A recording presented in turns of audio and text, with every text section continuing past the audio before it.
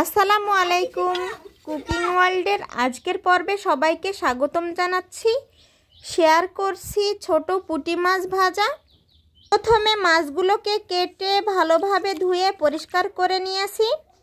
দিচ্ছি স্বাদ মতো নুন, হলুদ গুঁড়ো, তারপর দিচ্ছি লাল মরিচের গুঁড়ো। এবার মাছের সাথে গুঁড়া মশলাগুলো মেখে নিচ্ছি। নুন, হলুদ, মরিচের সাথে মাছগুলো ভালোভাবে মেখে নেওয়া হয়ে গিয়েছে। পাশে চুলাতে কড়াইয়ে তেল গরম করে নিয়েছি। এখন মাছ দিয়ে দিচ্ছি তেলের মধ্যে। অল্প আঁচে মাছগুলোকে মচমচে করে ভেজে নিব। ভাজা হয়ে গিয়েছে, এখন উঠিয়ে নিচ্ছি। ছোট পুঁটি মাছ ভাজা রেসিপিটা দেখে নিলেন। ভিডিওটা ভালো লাগলে প্লিজ একটা লাইক দিয়ে দিবেন।